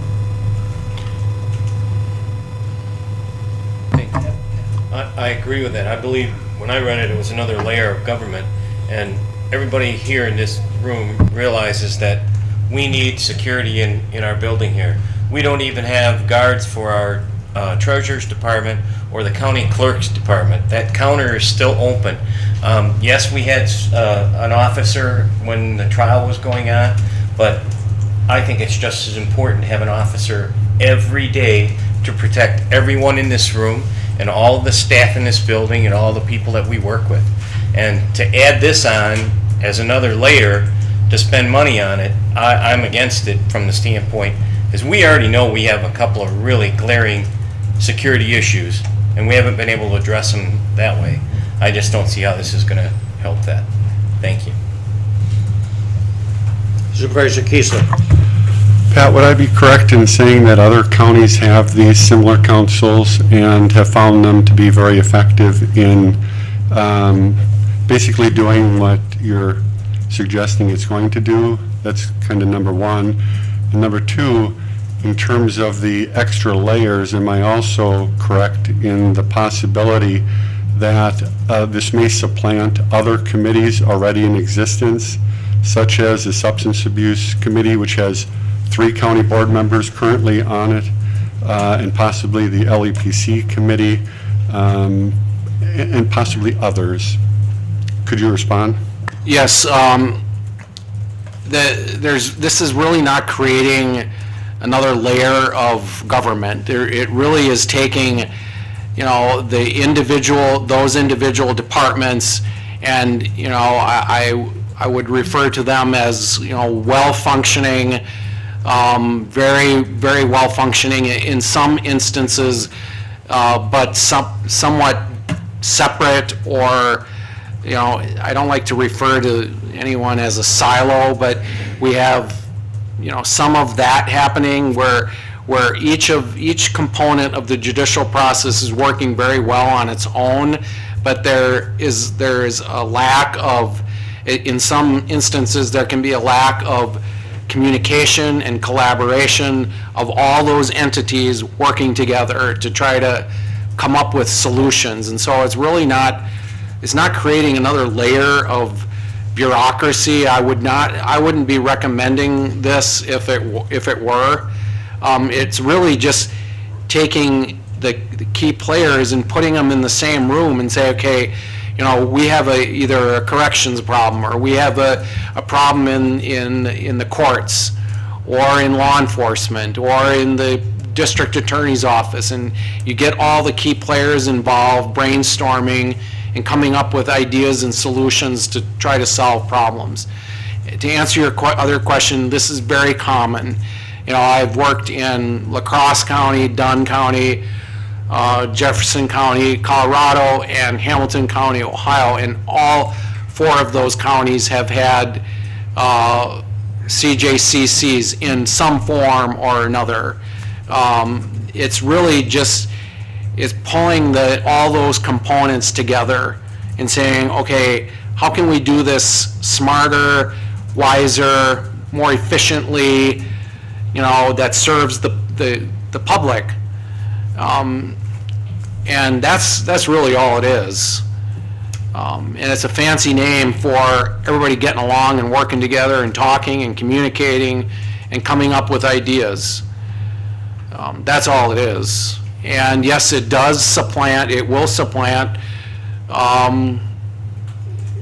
potentially several subcommittees of the board, from HHS and Public Protection, that have county board supervisors and staff assigned to meetings, like the drug task force that Supervisor Kiesler refers to. That will be folded into the CJCC, the Community Justice Coordinating Council, and a lot of the work that subcommittee has been doing, good work, will then be part of the CJCC. So in some ways, it's a consolidation of what's being done.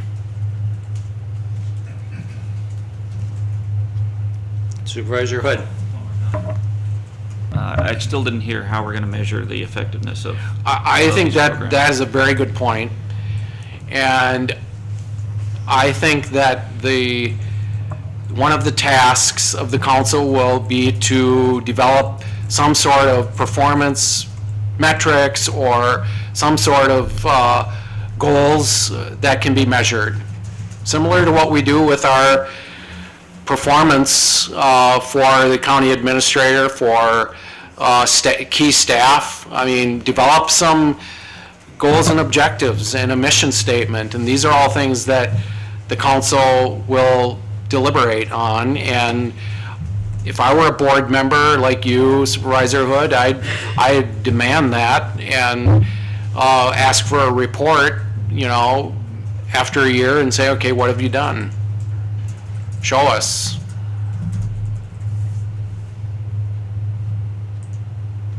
Any other discussion or comments?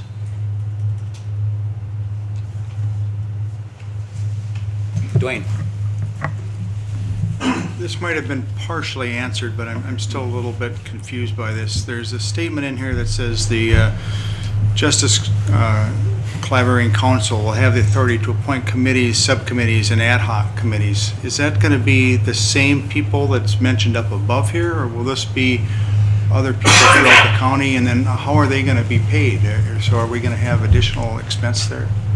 These would all be volunteer, and I would envision, you know, these are all issues that the new council will have to, you know, discuss. They will have to look at whether or not they need subcommittees. I don't know if they will, you know, right off the bat, but they will certainly look at, you know, what's out there right now, like the drug task force and several others. You know, do we need all these other subcommittees? I don't think that will require additional costs.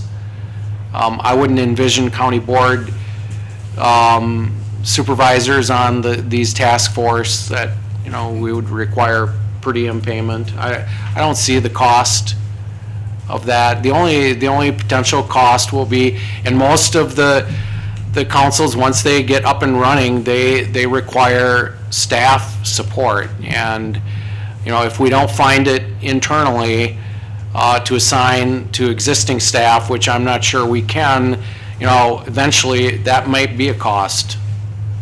But, you know, the counties I've worked in, it's money well spent, and it's a good way to operate. You know, we're in the business of providing these services. We might as well do it the right way. And everywhere I've worked, I've seen these councils become very effective. I have one more question. Supervisor Russett. Is it possible that this new committee will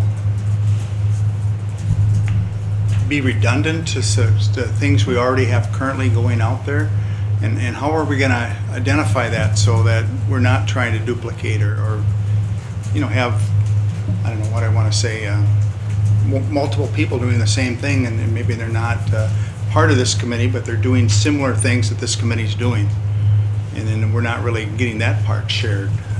I don't know if you quite understand where I'm going with this, but I think that it will reduce the potential for redundancy amongst all those departments that are working individually right now, separately. It will generate discussion and dialogue that could prevent redundancy amongst all those different entities. Supervisor Schachner. I guess, is there any current committee in public protection that has all of these well, I would call them really high-ranking people in the judicial system in one committee? Is there any public protection committee that has the presiding judge, county administrator, county board chair, sheriff, a municipal? Is there a standing committee that has all that? That has all of these people in one room to address the issues? No. Yeah. And but this would not be a standing committee of the board. The council would not be a. There's nothing that we have in place right now that has all these people in one room at the same time. No.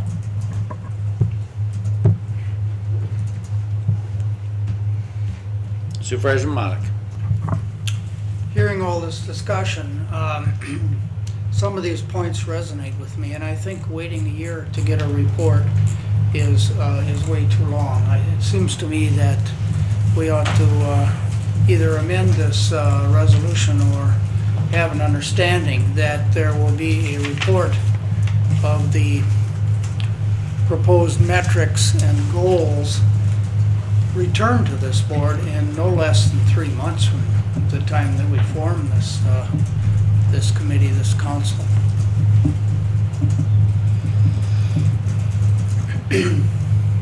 I offer a motion or an amendment to the motion then to require that a report be provided to the county board not later than the end of the month of August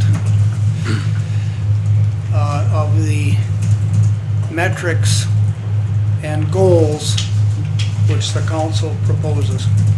Supervisor Malik, before I recognize you for that motion, Chair inquires if the board, by understanding, and using your word, by understanding, could in fact do that instead of complicating the resolution that's in front of us by adding that language? Are you, I don't recall, are you a member of the council, Mr. Chairman, by virtue of your office? As proposed, that's yes. Are you promising to have such a report within 3 months as I indicated? absolutely would. Then I'm satisfied with it if my peers are. Supervisor Schachner. I understand it would be nice to have goals and metrics set up for committees, but as far as community development is concerned, there is no set metrics that we need to meet. We meet together, come up with plans and stuff, or suggestions that go up to the county board and discuss things, but there are no metrics for our committee or any committees that I'm a part of, so I don't understand why we are making a requirement that we get, especially a fledgling committee, who in 3 months will probably just get the roles figured out on what they really want to do. I don't understand why we're demanding a metrics just for this council.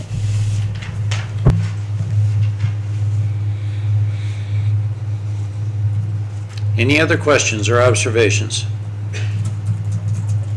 This comes to us, I'll be right to you, Supervisor Russett. This comes to us from the Public Protection Committee. Is there any member of that committee that wants to weigh in on this? There was considerable discussion, I know, at that level. Supervisor Kiesler. Yeah, I think the reason why I asked the questions I did was to softly support that. I do believe in this wholeheartedly. I believe it was a unanimous vote in terms of passing this on to this body. I believe, we have a difficult time in our society getting along at times and communicating effectively with each other. I think 911 showed that to us. In terms of how police and EMS and fire and whatnot couldn't quite get on the same page. I think we learned as a society. We're trying to do that here, but for some reason it's coming under a great level of scrutiny. That's all we're trying to do, is get different arms of our county and of our society to talk together and effectively work together. I think that should be praised. I think it should be supported. I think it should be encouraged. And quite frankly, I'm mystified as to why there's such skepticism when we're trying to make government a more efficient and effective tool, why it's coming under such fire. So I wholeheartedly endorse and support, and I hope that my colleagues do as well. Supervisor Brinkman. Lines 23 and 24 speak as to who the committee will, or who this collaboration will report back to. No different than we have people that have to report what they're doing back to the administrative committee or different committees of this board. I think, again, lines 23 and 24 speak as to who this collaboration will ultimately report to. So I don't know. I sat through a presentation on this in the Public Protection Committee meeting. I wholly support it.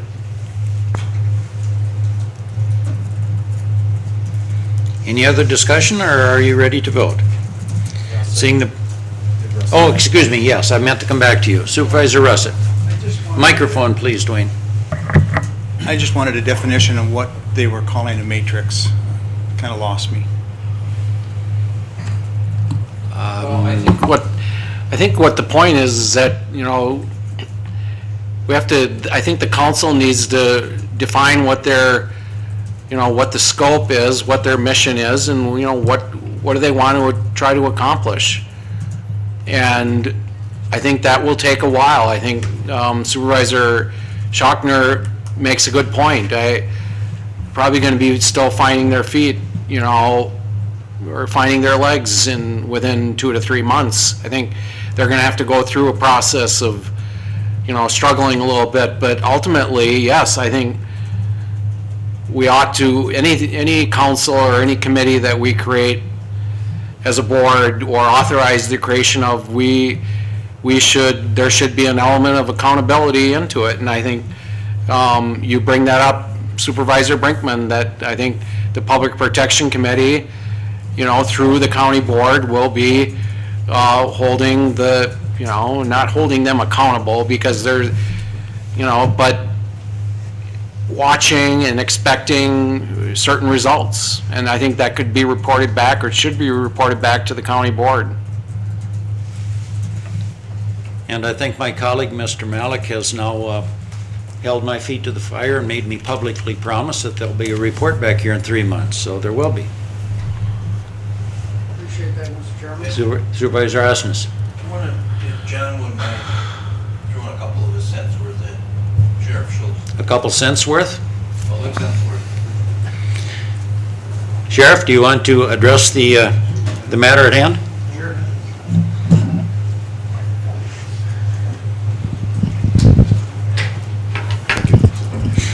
There's some really good questions. First of all, I'll address Supervisor Hood's question on bureaucracy. If this was just about that, I wouldn't show up. I hate meetings just to have meetings. Here's why I supported the concept of a collaborating council. We as managers in our different agencies will routinely discuss issues that one or the other might have, although we don't do it on a real regular basis. And we don't really get down into the nitty-gritty about cause and effect. When I create a new policy or a new way of doing things, although I try to anticipate how it might affect the courts or how it might affect social services or how it might affect probation, I don't really know that unless they're sitting across the table from me and we can have that discussion. This allows us to do that. It's also a way for us to identify how we're doing. When we talk about a matrix, that's one of the main focuses initially of this particular group would be, let's look at how our system is working right now as a whole, across the entire spectrum. Not just how many arrests the sheriff makes and how many people he's got in jail today or tomorrow, or what the wait is for a court, you know, are we out a month or are we out 4 months? What's the length of sentence? But let's put the entire system together and let's see how we're doing. You know, are we spending too much on one area when in fact we're seeing a growth in another area that we should be addressing? A couple of examples, you know, right now we have the ability to either find someone, put them in jail, or put them on probation. Jail, I'll include prison in that as well. We don't have any other options. But there are evidence-based practices that are spreading across the United States right now where we could potentially save some money. You know, maybe little Johnny gets a disorderly conduct, okay? Yeah, but little Johnny's never been in trouble before, but the only options we have are fine, jail, and probation. It's expensive to put him in jail. It's expensive for probation. What if we could arrange, what if this particular individual, because they've never been in trouble before, and we'll address that from the time that we have contact with them, maybe they deserve to be on a deferred prosecution. In other words, maybe we watch them for 6 months or a year, and if they're good, we don't have to spend any more money on them. They self-correct. It's the individuals who don't self-correct that we want to focus on and spend our dollars on, trying to be more efficient with those dollars. A large percentage of our population will self-correct. But, it kind of goes back to the old comment, I don't know if I've said it here before, but it's a sad day when I can walk down in the jail and know half my inmates by their first name. That's not a good thing. So we need to make some adjustments, and in my opinion, the only way we're going to do that is if all of those players that make those policy type decisions are sitting across from one another, discussing that, and just airing it out, trying to do the right thing, and at the same time collecting that data and creating that matrix that you're talking about, Supervisor Hood. Very good ideas.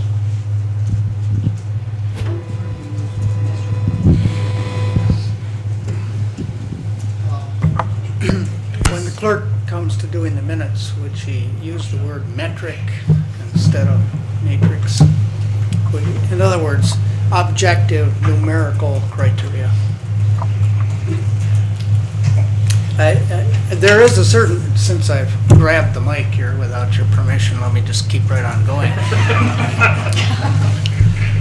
Let's all recognize there's a good deal of irony in what we're doing here, because there's no reason that, for example, you, Mr. Chairman, or you, Mr. Administrator, couldn't invite to a meeting every one of the people you propose to have on this committee. And if they didn't show up, you would have effective tools, such as talking to the newspaper about the fact that so-and-so refused to come and discuss things.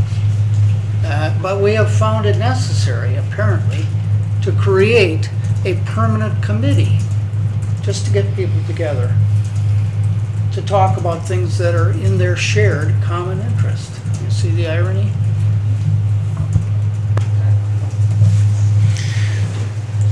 Board members, this resolution comes to us on a motion by Supervisor Larson and a second by Supervisor Schrottner.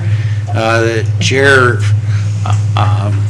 by looking at body language, thinks you're ready to vote, and so we will proceed to a vote if the clerk is ready. Supervisors, proceed to vote on the resolution establishing the CJCC.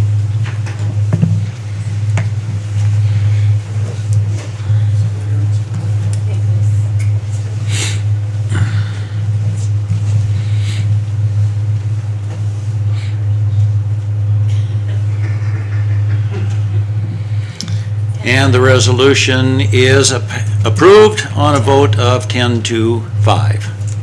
Thank you, board members. Chair inquires of the county clerk if there are any reports of correspondence or any rezoning requests. I have nothing to report. Couple of announcements, board members, for your information. I think all of you did receive an email invitation from the sheriff concerning an officer memorial ceremony, which will be held next week on Tuesday evening, 6 o'clock at the Hudson High School. Did all of you receive that email? I believe you did. I would remind you of that, encourage your attendance. I think this is important for us to recognize these law officers on National Law Enforcement Officers Memorial Day. And in that regard, board members, I would like to read a proclamation proclaiming National Police Week. And just let me read it. I think that this is important, and it's as follows. Whereas the Congress and the President of the United States have designated May 15th as National Peace Officers Memorial Day, and the week in which it falls as Police Week. And whereas the members of the St. Croix County Sheriff's Office play an essential role in safeguarding the rights and freedoms of the citizens of St. Croix County, and whereas it is important that all citizens know and understand the problems, duties, and responsibilities of their sheriff's office, and that members of our sheriff's office recognize their duty to serve the people by safeguarding life and property, by protecting them against violence or disorder, and by protecting the innocent against deception and the weak against oppression or intimidation.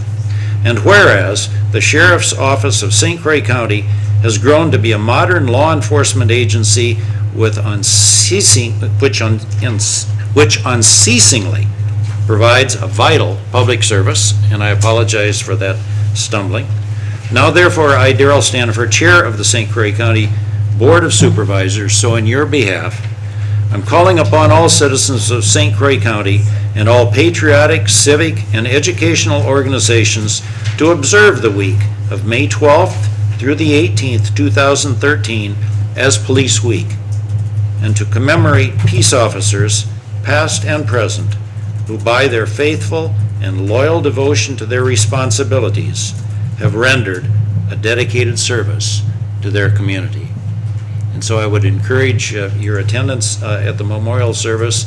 And Sheriff, this proclamation will be signed and placed on file, and I thank you for your assistance. A couple of other quick announcements. The WCA convention this year is being held in September in Madison. There is a new opportunity for newly elected supervisors. So those of you that are currently serving your first term on the board, not only do I encourage your attendance, these conferences I think are excellent for several reasons, not the least of which is networking opportunity with your colleagues from around the state, but also, and including the fact that there are some very good educational breakout sessions, and those of you that have been to the conferences in the past, I think, would agree. But this year, for the first time, to encourage especially newly elected supervisors, WCA is offering free registration. Now, while that does not directly impact your pocketbook, it does impact our collective pocketbook. So for any new board member in your first term that would be interested in attending, get your name to Cindy, because it's a separate registration process, but I would earnestly and sincerely encourage your consideration for attending the conference in Madison. And the dates are September 22nd through 24th. If that's at all possible for your schedule, get your information to County Clerk, and she can make those reservations on your behalf. Third thing, third announcement, real quickly. You know that several of us have been working for a number of years, and this board, by resolution, 3 times in the past have passed resolutions of support for the new river crossing. That now is a reality. Construction has started. We're still anticipating that by the fall of 2016, those of us who are still driving old vehicles and pledged to continue driving them until they could go across the new river crossing are likely able to do that. So there is no possibility that I will personally be driving a new truck until the fall of 2016, and I probably can't even afford it then, but at least Old Red is going to go across that bridge. So what I'm indicating to you is on the 28th of May at 2:30 at Lowell Park, just south of the Water Street Inn, there will be an official groundbreaking ceremony. Our respective governors, Governor Dayton and Governor Walker, will be there. Several of our congressional delegation members will be there. I think we have a commitment from Congressman Duffy to be there. So there will be a number of individuals, but that will be the official groundbreaking for that project. So if you can make it that afternoon, again, the 28th of May, 2:30 in the afternoon, Lowell Park, right on the other side of the river, I'd encourage your attendance. And with that, board members? There's a registration fee of $37. Negative. There is a reception afterwards, which you could attend if you want. That is a fee basis, because obviously that has to be paid for. It would be open if you want to, but the groundbreaking ceremony is totally open to the public. There is no cost, and you're invited to attend. For the sign-in sheet, did it go around? Did the sign-in sheet go around someplace? Has everyone had a chance to sign it? Okay. And with that, our agenda is concluded, and board members, we are adjourned.